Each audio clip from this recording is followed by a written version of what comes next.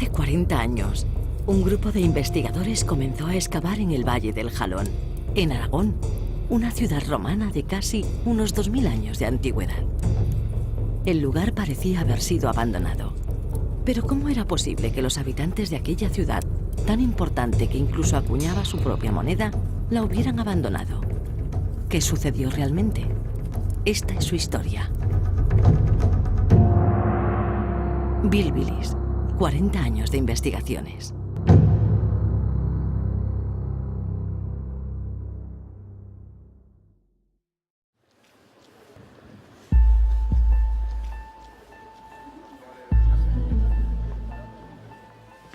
Mi nombre es Pilar Rivero y soy profesora de didáctica de las ciencias sociales.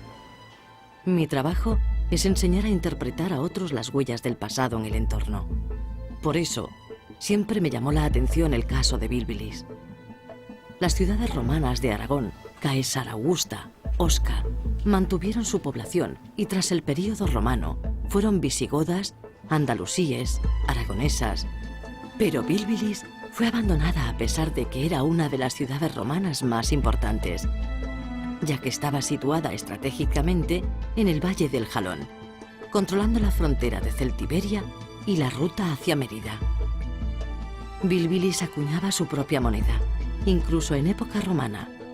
Era un foco cultural destacado en la región, pues su teatro tenía más aforo que habitantes la propia ciudad, y era conocida por ser patria del poeta Marco Valerio Marcial.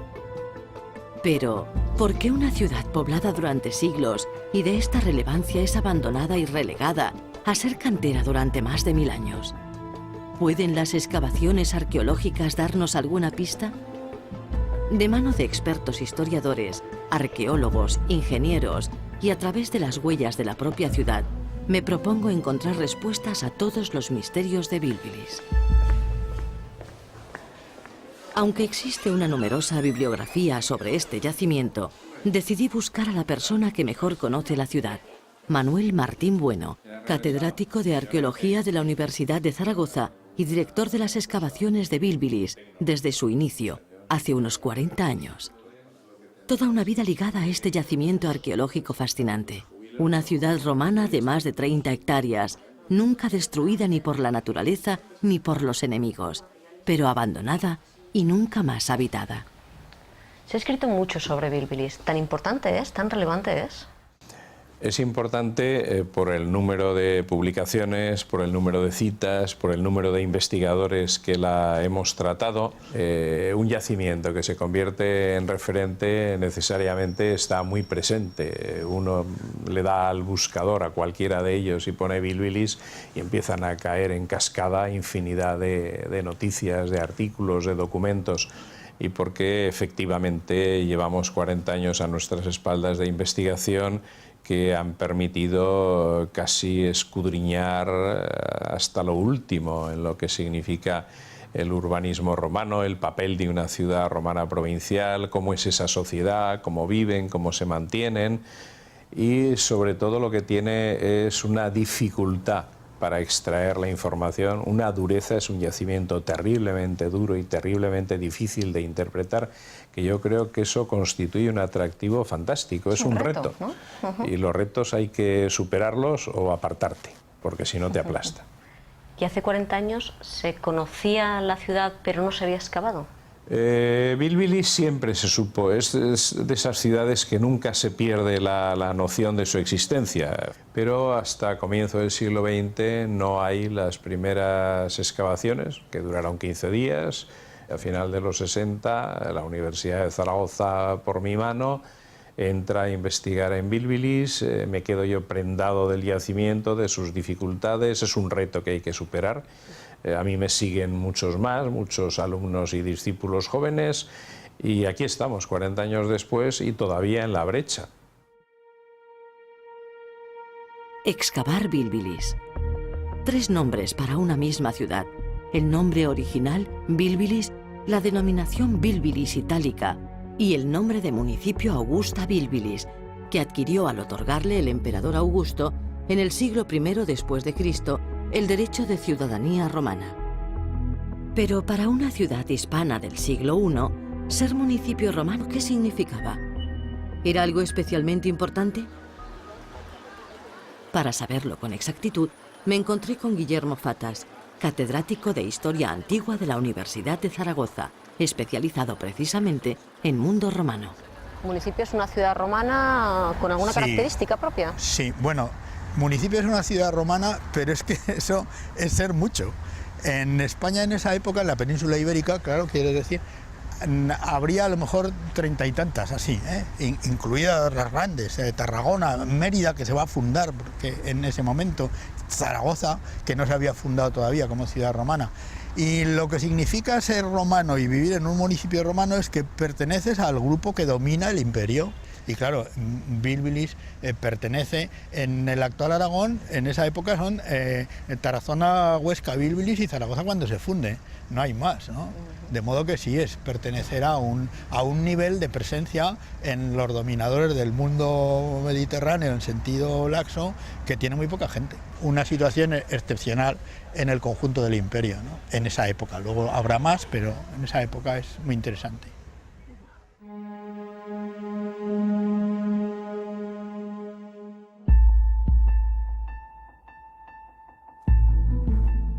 Era el momento de ver Bílbilis con mis propios ojos. ¿Sería el yacimiento tan espectacular como me imaginaba? La ciudad era increíble. Bílbilis se levantaba entre los cerros de Bámbola, Santa Bárbara y San Paterno, a 6 kilómetros de la actual Calatayud. Los principales edificios públicos y de espectáculos de la ciudad se levantaron en época del emperador Augusto, en el siglo I después de Cristo. Estas construcciones la distinguían como centro cultural, económico y administrativo de la comarca. Su foro porticado estaba culminado con un templo dedicado a la Tríada Capitolina, los dioses principales del Estado romano. Visible desde los caminos cercanos a la ciudad, constituía un símbolo de civilización romana. Además, la ciudad contaba con un amplio teatro en el que se incluía un templo dedicado a la familia imperial, Augusto, Livia y Tiberio. Un importante recinto termal y una red de cisternas para su abastecimiento de agua. Todo ello rodeado de una muralla, levantada más por prestigio que por defensa. Y lo mejor para saber más del yacimiento era hablar de nuevo con el hombre que había comenzado las excavaciones hace 40 años, Manuel Martín Bueno. ¿Por dónde inició la excavación? La excavación inició exactamente donde estamos ahora. Es decir, llegamos aquí, era un yacimiento virgen, había que comenzar por algún lugar y había naturalmente que hacer un análisis previo de posibilidades. Habíamos analizado lo que habían dicho en el año 17 Narciso Centenag y Sulten en el año 34 y convinimos en que este era el punto que tenía más probabilidades para albergar el centro monumental. Marcamos el punto cero, que lo tenemos delante de nosotros, y empezamos a encontrar seguidamente estas losas, que son las losas originales del pavimento del foro. El centro neurálgico de una ciudad romana que la distinguía de las ciudades indígenas de alrededor y el lugar al que tendrían que venir a partir de entonces todos los comarcanos para hacer cualquier trámite administrativo que los convertía en ciudadanos romanos. ¿Por qué una ciudad romana en este lugar, precisamente? Está motivado por la situación topográfica. Aquí se busca una escenografía, se busca la espectacularidad, se busca la teatralidad, se busca impactar a los indígenas, es establecer la diferencia entre el modo de vida romano y el modo de vida indígena, es mostrar la diferencia entre la modernidad y el retraso, y de ahí precisamente que se escoja este emplazamiento. ¿Qué imagen daría esta ciudad? La ciudad quedaría vista desde el fondo, vista desde el paisaje, desde la vía 34, como un faro de romanidad situada en lo alto y recortándose en el horizonte precisamente en sus monumentos principales.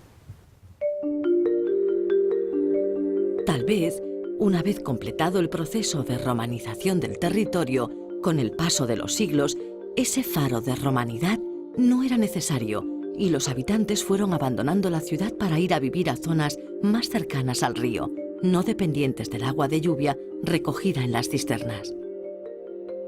¿Dejarían los bilbilitanos envejecer aquellos espacios monumentales que un día fueron ejemplo de modernidad para utilizarlos como materia prima para sus nuevas viviendas? No sería de extrañar, pues esto ocurre en todo el mundo romano, incluso en las grandes capitales, en la propia Roma. La excavación podía darme respuestas. La arquitectura pública ha sido estudiada y excavada a lo largo de estos últimos 40 años en gran parte, pero la tarea todavía continúa. Excavar un edificio como el teatro cuesta entre 5 y 6 años con los medios actuales. Hoy, el foro y las termas se conocen por completo, así como gran parte del teatro, y se han excavado amplias zonas correspondientes a viviendas de diferentes épocas y buena parte de la muralla. Normalmente, el equipo arqueológico trabaja en el terreno de la propia ciudad, entre 6 y 9 meses al año, ayudado en el verano por estudiantes y arqueólogos de diversos puntos de España y de universidades colaboradoras, como Burdeos o Bolonia. En los meses de más frío, se realizan exclusivamente tareas de laboratorio. Pero la investigación nunca para. Carlos Sainz, subdirector de las excavaciones de Bílbilis, me contó en qué se estaba trabajando en el momento de mi visita. ¿En qué zona estáis excavando ahora, pues? Estamos excavando en el Scanai Front, en el frente escénico del teatro. Prácticamente el teatro ya la excavación ha concluido, nos quedan unos pocos meses y la campaña de este año, que lo comenzamos en el verano, la hemos centrado en todo lo que es el frente escénico. ¿El frente escénico es? El frente escénico es la fachada del teatro, lo que realmente los espectadores podían contemplar y ver. La de Bílbilis tenía 2 alturas y hemos tenido la enorme suerte de recuperar parte este año, pero parte en excavaciones de campañas anteriores. Tenemos la totalidad o prácticamente la totalidad de estas piezas que bueno que se han extraído y que los restauradores en estos momentos están trabajando para su exhibición lo antes posible en el Museo Calatayud. Cuando encontréis una pieza tipo pues una gran escultura y así, ¿cuál es el Sí. proceso? ¿Qué hacéis? Lo que hacemos es llamar evidentemente al equipo de restauradores que van trabajando con nosotros hace tiempo, ¿no? Entonces ellos ya pasan a ser los que van a extraer las piezas. Entonces aquí en estos momentos están saliendo unos capiteles y entonces son ellos los que hacen el último proceso de extracción, la ecuación, y después se lo llevan a sus talleres a trabajar. Llegados a este punto, no pude resistir la idea de seguir el recorrido de la pieza arqueológica desde su hallazgo hasta su exhibición. Lourdes Honorich, restauradora, permitió que la acompañara al laboratorio donde se trabajan con las piezas halladas una vez clasificadas.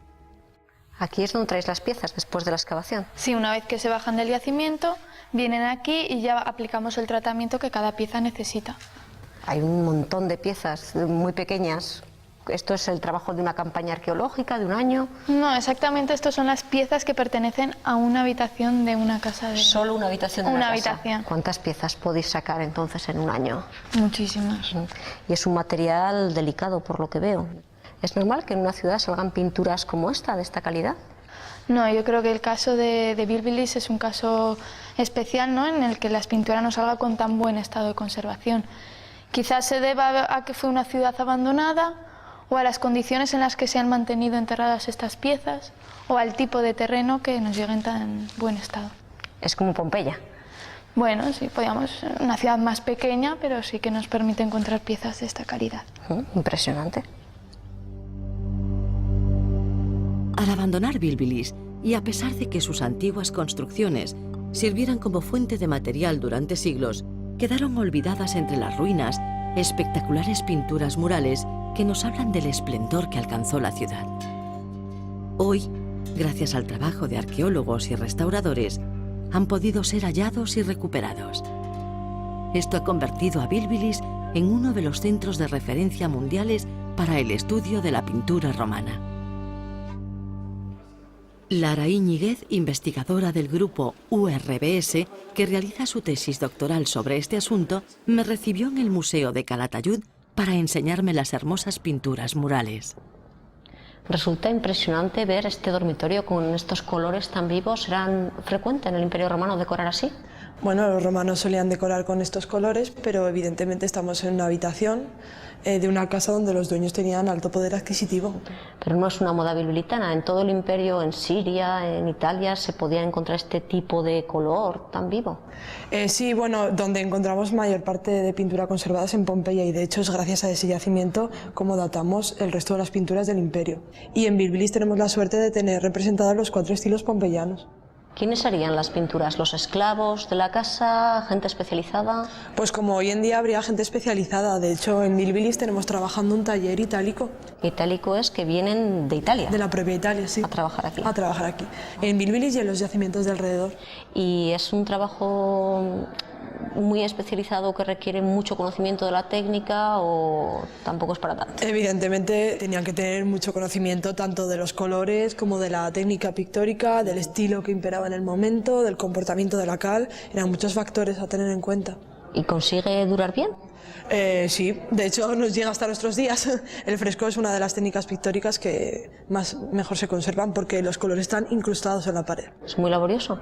Sí, sobre todo requiere trabajar rápido porque tienes que trabajar con la pared húmeda. Y de hecho hoy podemos ver hasta dónde trabajaban un día, dónde seguían al siguiente, sí. Hoy mediante técnicas de estudio se puede saber eso. Se puede saber prácticamente todo. Sí. Esta reconstrucción de un dormitorio del siglo I es tan solo uno de los numerosos restos de Bilbilis que podemos ver en el Museo de Calatayud, cuya sede actual abrió sus puertas al público en 2007. Este es el espacio ideal para entrar en contacto con la arquitectura pública y privada de Bilbilis, con la vida cotidiana de la ciudad, y observar directamente no solo una interesante muestra de pintura romana, sino otros restos muy destacados como su magnífica colección de retratos de la familia Julio Claudia o el conjunto de acuñaciones de Suceca. Tras la visita al yacimiento y al museo, comenzaba a comprender la extraordinaria importancia de Bilbilis. Pero, ¿cómo era realmente aquella ciudad? ¿Qué aspecto tenía hace casi 2000 años? Para saber más, me dirigí al CPS de la Universidad de Zaragoza, donde los investigadores del Grupo de Ingeniería Gráfica Avanzada, el GIGA, habían elaborado una reconstrucción virtual de gran parte de la ciudad. ¿Exactamente qué trabajo realizáis en el GIGA? ¿Reproducís mundos virtuales a partir de qué? A partir de la información que una persona como un arqueólogo es capaz de imaginar en base a lo que él ha descubierto en el terreno, lo que él conoce, la historia y sobre todo lo que él se imagina. Entonces, el proceso es una transfusión de sus imaginaciones a nuestros conocimientos para poderlos plasmar en algo que al cerebro le gusta mucho, que es la imagen, que es a través de lo que entiende la mayoría. ¿Y eso es lo que habéis hecho en el caso de Bilbilis? Esto es lo que hemos hecho en el caso de Bilbilis. De Bilbilis habéis reconstruido el teatro, las termas, el foro y una manzana completa de casas, ¿no? Efectivamente. Ajá. Y aquí tienes, por ¿Y ejemplo, es parte de los laborioso? resultados. Pues sí, la verdad es que el trabajo que realizamos es un trabajo bastante largo. De hecho, fíjate que el proyecto llevamos prácticamente 3 años trabajando. Y cuando no están todos los datos arqueológicos, porque viendo las ruinas todo esto no está. Evidentemente. Los muebles, pues los elementos de madera, no o sé. incluso las pinturas. O sea, tenemos trozos de pintura, como el caso del cisne o el caso de esta greca que tenemos aquí, que tenemos un trocito. Entonces, en base a ella tenemos que volver a reconstruir todo lo que falta y entrar en el diálogo eterno con el arqueólogo de si eso es así, no es así, o si él cree que es otra cosa. Basándose en paralelos históricos. Efectivamente, en su información. Pues son horas y horas y horas de trabajo que al final lo único que pretenden es que esto dé una sensación de realismo a las personas que se sienten delante.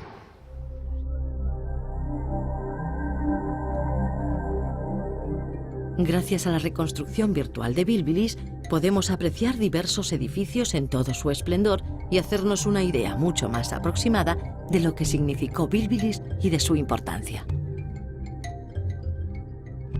Uno de los edificios que más me llamó la atención es el teatro con su capacidad de 4.500 espectadores, que excedía el número de habitantes. Sin duda un símbolo propagandístico de la ciudad. El Foro Romano era el centro neurálgico de la ciudad y su construcción era meticulosamente estudiada, teniendo en cuenta volúmenes, terrenos y distribución. En el caso de Bilbilis, este gran centro monumental está compuesto de fórum con plaza, templo y 2 pórticos. La comunicación entre la plaza y el templo se realiza mediante una monumental escalera. Las termas estaban asentadas en una ladera y tenían la particularidad de ser abastecidas de agua mediante cisternas. Los conjuntos pictóricos que las decoraban son de una calidad excelente por su variedad de composiciones y los materiales empleados. Las viviendas de Bilbilis están condicionadas por la orografía. El resultado es una red urbana pintoresca y abigarrada con casas que se comunican entre sí por escaleras, rampas o calles empinadas, algo alejado de la clásica distribución romana.